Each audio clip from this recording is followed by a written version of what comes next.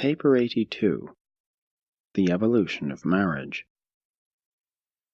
Marriage, mating, grows out of bisexuality.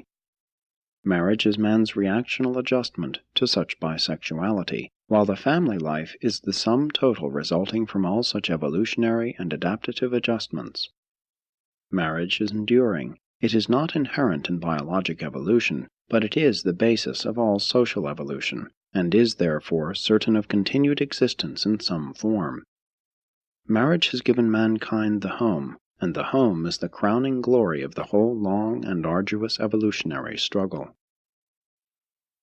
While religious, social, and educational institutions are all essential to the survival of cultural civilization, the family is the master civilizer.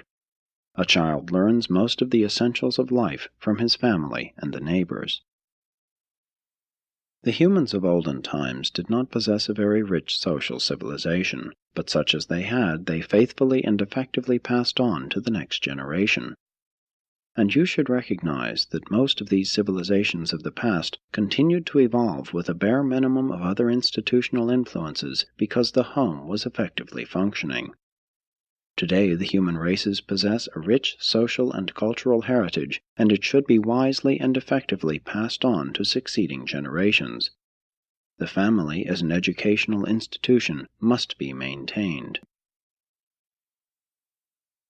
1. The mating instinct. Notwithstanding the personality gulf between men and women, the sex urge is sufficient to ensure their coming together for the reproduction of the species. This instinct operated effectively long before humans experienced much of what was later called love, devotion, and marital loyalty. Mating is an innate propensity, and marriage is its evolutionary social repercussion. Sex interest and desire were not dominating passions in primitive peoples, they simply took them for granted. The entire reproductive experience was free from imaginative embellishment. The all-absorbing sex passion of the more highly civilized peoples is chiefly due to race mixtures, especially where the evolutionary nature has been stimulated by the associative imagination and beauty appreciation of the Nodites and Adamites. But this Andite inheritance was absorbed by the evolutionary races in such limited amounts as to fail to provide sufficient self-control for the animal passions thus quickened and aroused by the endowment of keener sex consciousness and stronger mating urges. Of the evolutionary races, the red man had the highest sex code. The regulation of sex in relation to marriage indicates 1. The relative progress of civilization. Civilization has increasingly demanded that sex be gratified in useful channels and in accordance with the mores. 2. The amount of Andite stock in any people. Among such groups, sex has become expressive of both the highest and the lowest in both the physical and emotional natures. The Sangic races had normal animal passion, but they displayed little imagination or appreciation of the beauty and physical attractiveness of the opposite sex. What is called sex appeal is virtually absent even in present-day primitive races. These unmixed peoples have a definite mating instinct, but insufficient sex attraction to create serious problems requiring social control. The mating instinct is one of the dominant physical driving forces of human beings. It is the one emotion which, in the guise of individual gratification, effectively tricks selfish man into putting race welfare and perpetuation high above individual ease and personal freedom from responsibility. As an institution, marriage, from its early beginnings down to modern times, pictures the social evolution of the biologic propensity for self-perpetuation. The perpetuation of the evolving human species is made certain by the presence of this racial mating impulse, an urge which is loosely called sex attraction. This great biologic urge becomes the impulse hub for all sorts of associated instincts, emotions, and usages, physical, intellectual, moral, and social.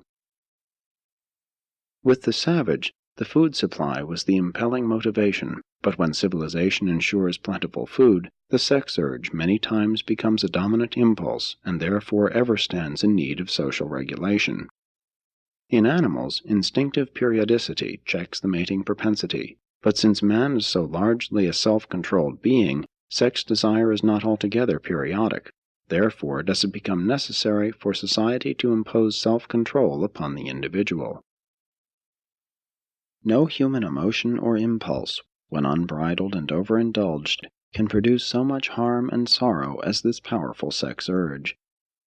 Intelligent submission of this impulse to the regulations of society is the supreme test of the actuality of any civilization. Self-control, more and more self-control, is the ever-increasing demand of advancing mankind. Secrecy, insincerity, and hypocrisy may obscure sex problems, but they do not provide solutions, nor do they advance ethics. 2. The restrictive taboos. The story of the evolution of marriage is simply the history of sex control through the pressure of social, religious, and civil restrictions. Nature hardly recognizes individuals. It takes no cognizance of so-called morals. It is only and exclusively interested in the reproduction of the species. Nature compellingly insists on reproduction, but indifferently leaves the consequential problems to be solved by society, thus creating an ever-present and major problem for evolutionary mankind. This social conflict consists in the unending war between basic instincts and evolving ethics. Among the early races, there was little or no regulation of the relations of the sexes. Because of this sex license, no prostitution existed. Today, the Pygmies and other backward groups have no marriage institution. A study of these peoples reveals the simple mating customs followed by primitive races. But all ancient peoples should always be studied and judged in the light of the moral standards of the mores of their own times. Free love, however, has never been in good standing above the scale of rank savagery. The moment societal groups began to form, marriage codes and marital restrictions began to develop. Mating has thus progressed through a multitude of transitions from a state of almost complete sex license to the 20th century standards of relatively complete sex restriction. In the earliest stages of tribal development, the mores and restrictive taboos were very crude, but they did keep the sexes apart. This favored quiet, order, and industry, and the long evolution of marriage and the home had begun. The sex customs of dress, adornment, and religious practices had their origin in these early taboos which defined the range of sex liberties, and thus eventually created concepts of vice, crime, and sin. But it was long the practice to suspend all sex regulations on high festival days, especially May Day. Women have always been subject to more restrictive taboos than men. The early mores granted the same degree of sex liberty to unmarried women as to men, but it has always been required of wives that they be faithful to their husbands. Primitive marriage did not much curtail man's sex liberties, but it did render further sex license taboo to the wife. Married women have always borne some mark which set them apart as a class by themselves, such as hairdress, clothing, veil, seclusion, ornamentation, and rings. 3. Early marriage mores. Marriage is the institutional response of the social organism to the ever-present biologic tension of man's unremitting urge to reproduction, self-propagation. Mating is universally natural, and as society evolved from the simple to the complex, there was a corresponding evolution of the mating mores, the genesis of the marital institution. Wherever social evolution has progressed to the stage at which mores are generated, marriage will be found as an evolving institution. There always have been and always will be two distinct realms of marriage: the mores, the laws regulating the external aspects of mating, and the otherwise secret and personal relations of men and women. Always has the individual been rebellious against the sex regulations imposed by society, and this is the reason for this age-long sex problem. Self-maintenance is individual, but is carried on by the group. Self-perpetuation is social, but is secured by individual impulse. The mores, when respected, have ample power to restrain and control the sex urge, as has been shown among all races. Marriage standards have always been a true indicator of the current power of the mores and the functional integrity of the civil government. But the early sex and mating mores were a mass of inconsistent and crude regulations. Parents, children, relatives, and society all had conflicting interests in the marriage regulations. But in spite of all this, those races which exalted and practiced marriage naturally evolved to higher levels and survived in increased numbers. In primitive times, marriage was the price of social standing. The possession of a wife was a badge of distinction. The savage looked upon his wedding day as marking his entrance upon responsibility and manhood. In one age, marriage has been looked upon as a social duty, in another as a religious obligation, and in still another as a political requirement to provide citizens for the state. Many early tribes required feats of stealing as a qualification for marriage. Later peoples substituted for such raiding forays athletic contests and competitive games. The winners in these contests were awarded the first prize, choice of the season's brides. Among the headhunters, a youth might not marry until he possessed at least one head, although such skulls were sometimes purchasable. As the buying of wives declined, they were won by riddle contests, a practice that still survives among many groups of the black man. With advancing civilization, certain tribes put the severe marriage tests of male endurance in the hands of the women. They thus were able to favor the men of their choice. These marriage tests embrace skill in hunting, fighting, and ability to provide for a family. The groom was long required to enter the bride's family for at least 1 year, there to live and labor and prove that he was worthy of the wife he sought. The qualifications of a wife were the ability to perform hard work and to bear children. She was required to execute a certain piece of agricultural work within a given time. And if she had borne a child before marriage, she was all the more valuable. Her fertility was thus assured. The fact that ancient peoples regarded it as a disgrace, or even a sin, not to be married, explains the origin of child marriages, since one must be married, the earlier the better. It was also a general belief that unmarried persons could not enter spirit land, and this was a further incentive to child marriages, even at birth, and sometimes before birth, contingent upon sex. The ancients believed that even the dead must be married. The original matchmakers were employed to negotiate marriages for deceased individuals. One parent would arrange for these intermediaries to effect the marriage of a dead son with a dead daughter of another family. Among later peoples, puberty was the common age of marriage, but this is advanced in direct proportion to the progress of civilization. Early in social evolution, peculiar and celibate orders of both men and women arose. They were started and maintained by individuals more or less lacking normal sex urge. Many tribes allowed members of the ruling group to have sex relations with a bride just before she was to be given to her husband. Each of these men would give the girl a present, and this was the origin of the custom of giving wedding presents. Among some groups it was expected that a young woman would earn her dowry, which consisted of the presents received in reward for her sex service in the bride's exhibition hall. Some tribes married the young men to the widows and older women, and then, when they were subsequently left widowers, would allow them to marry the young girls, thus ensuring, as they expressed it, that both parents would not be fools, as they conceived would be the case if 2 youths were allowed to mate. Other tribes limited mating to similar age groups. It was the limitation of marriage to certain age groups that first gave origin to ideas of incest. In India, there are even now no age restrictions on marriage. Under certain mores, widowhood was greatly to be feared, widows being either killed or allowed to commit suicide on their husbands' graves, for they were supposed to go over into spirit land with their spouses. The surviving widow was almost invariably blamed for her husband's death. Some tribes burned them alive. If a widow continued to live, her life was one of continuous mourning and unbearable social restriction, since remarriage was generally disapproved. In olden days, many practices now regarded as immoral were encouraged. Primitive wives not infrequently took great pride in their husbands' affairs with other women. Chastity in girls was a great hindrance to marriage.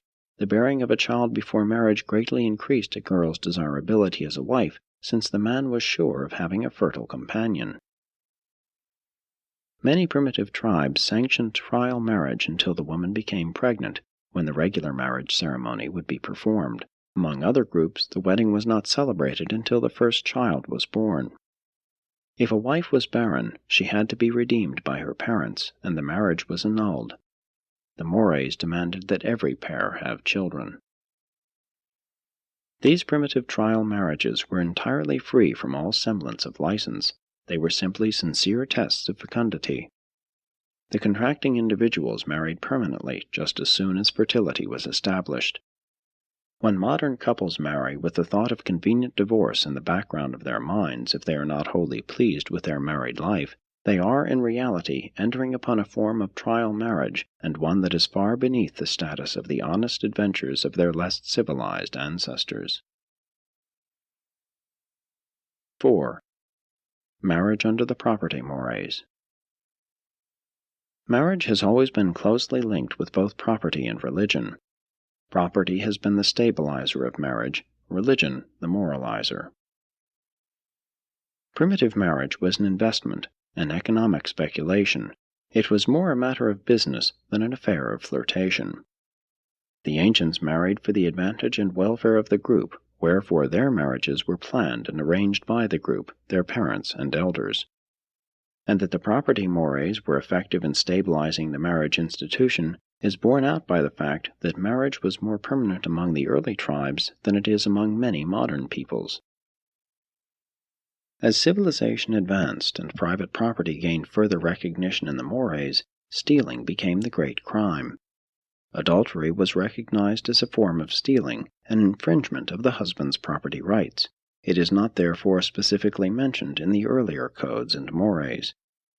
Woman started out as the property of her father, who transferred his title to her husband, and all legalized sex relations grew out of these pre-existent property rights. The Old Testament deals with women as a form of property. The Quran teaches their inferiority. Man had the right to lend his wife to a friend or a guest, and this custom still obtains among certain peoples. Modern sex jealousy is not innate. It is a product of the evolving mores. Primitive man was not jealous of his wife, he was just guarding his property. The reason for holding the wife to stricter sex account than the husband was because her marital infidelity involved descent and inheritance. Very early in the march of civilization, the illegitimate child fell into disrepute. At first only the woman was punished for adultery. Later on, the mores also decreed the chastisement of her partner, and for long ages the offended husband or the protector father had the full right to kill the male trespasser. Modern peoples retain these mores, which allow so-called crimes of honor under the unwritten law. Since the chastity taboo had its origin as a phase of the property mores, it applied at first to married women, but not to unmarried girls. In later years, chastity was more demanded by the father than by the suitor. A virgin was a commercial asset to the father. She brought a higher price. As chastity came more into demand, it was the practice to pay the father a bride fee in recognition of the service of properly rearing a chaste bride for the husband-to-be. When once started, this idea of female chastity took such hold on the races that it became the practice literally to cage up girls, actually to imprison them for years in order to assure their virginity. And so the more recent standards and virginity tests automatically gave origin to the professional prostitute classes. They were the rejected brides, those women who were found by the groom's mothers not to be virgins. 5. Endogamy and exogamy. Very early the savage observed that race mixture improved the quality of the offspring. It was not that inbreeding was always bad, but that outbreeding was always comparatively better. Therefore the mores tended to crystallize in restriction of sex relations among near relatives. It was recognized that outbreeding greatly increased the selective opportunity for evolutionary variation and advancement. The outbred individuals were more versatile and had greater ability to survive in a hostile world. The inbreeders, together with their mores, gradually disappeared. This was all a slow development. The savage did not consciously reason about such problems. But the later and advancing peoples did, and they also made the observation that general weakness sometimes resulted from excessive inbreeding. While the inbreeding of good stock sometimes resulted in the upbuilding of strong tribes, the spectacular cases of the bad results of the inbreeding of hereditary defectives more forcibly impressed the mind of man, with the result that the advancing mores increasingly formulated taboos against all marriages among near relatives. Religion has long been an effective barrier against outmarriage.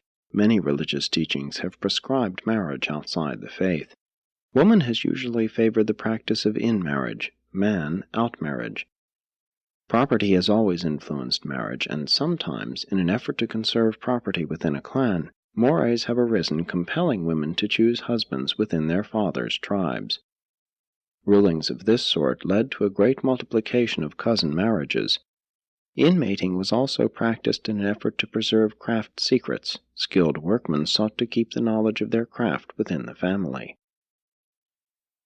Superior groups, when isolated, always reverted to consanguineous mating. The Nodites for over 150,000 years were one of the great in-marriage groups.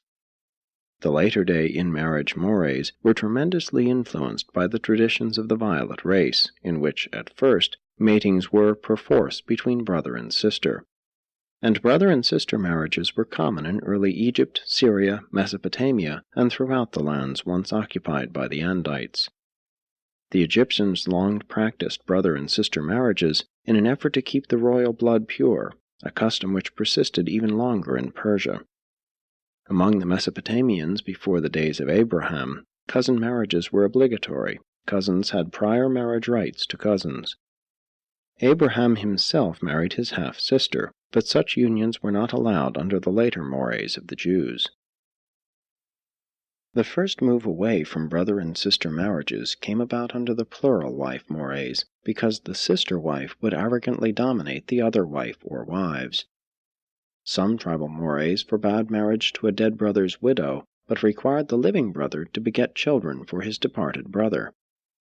There is no biologic instinct against any degree of in-marriage. Such restrictions are wholly a matter of taboo.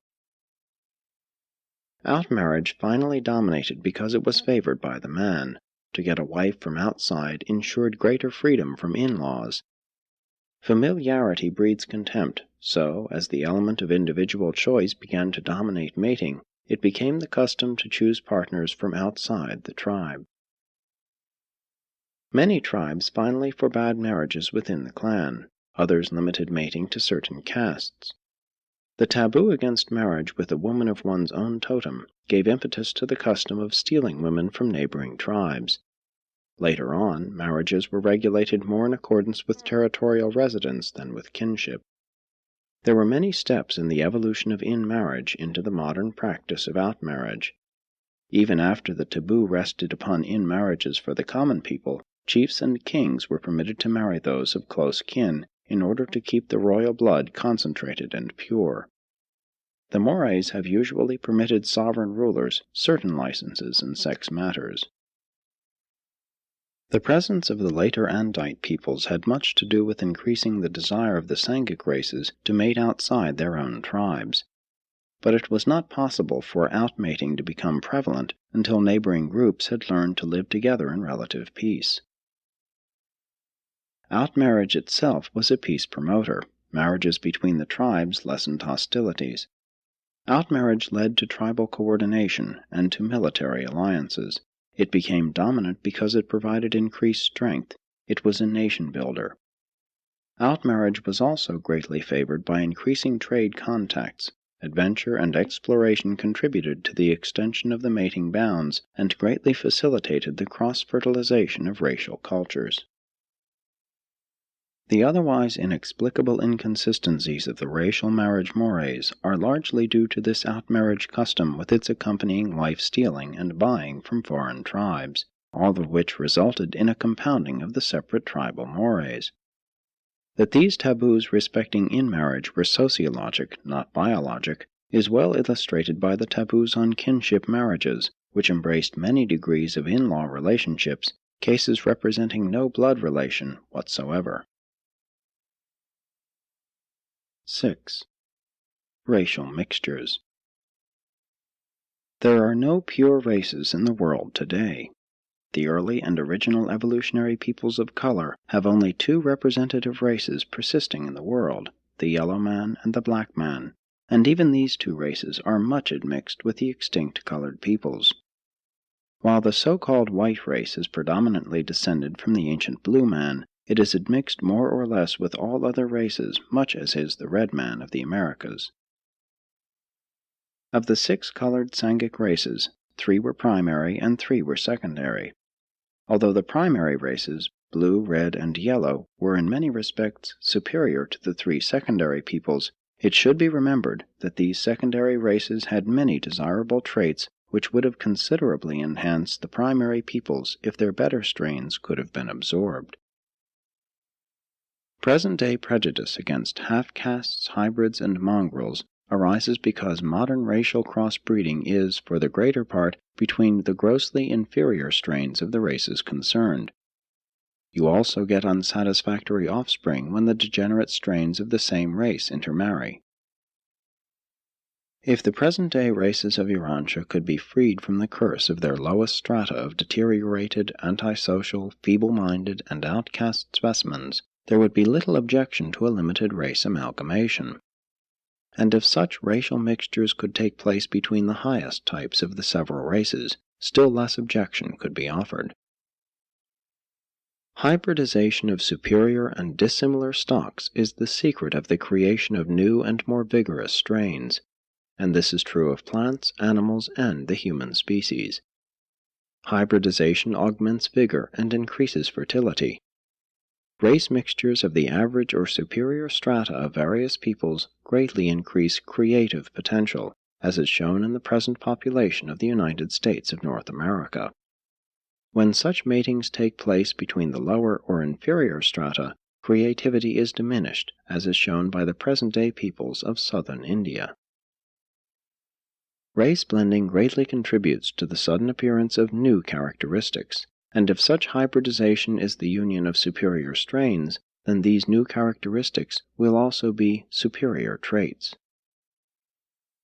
As long as present-day races are so overloaded with inferior and degenerate strains, race intermingling on a large scale would be most detrimental. But most of the objections to such experiments rest on social and cultural prejudices rather than on biological considerations. Even among inferior stocks, hybrids often are an improvement on their ancestors. Hybridization makes for species improvement because of the role of the dominant genes. Racial intermarriage increases the likelihood of a larger number of the desirable dominants being present in the hybrid. For the past 100 years, more racial hybridization has been taking place on Urantia than has occurred in thousands of years.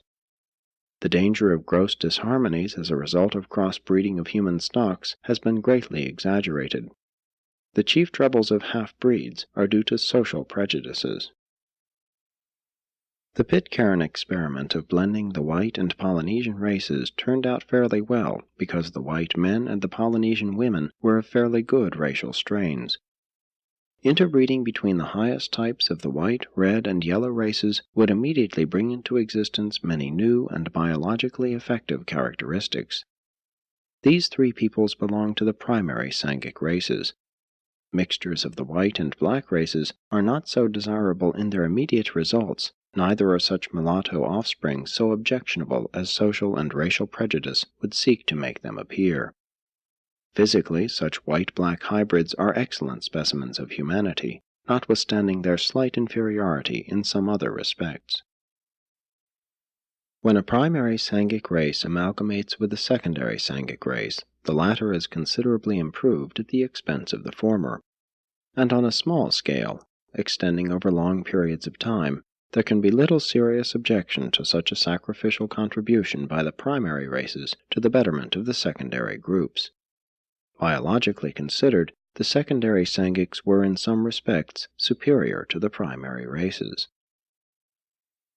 After all, the real jeopardy of the human species is to be found in the unrestrained multiplication of the inferior and degenerate strains of the various civilized peoples, rather than in any supposed danger of their racial interbreeding.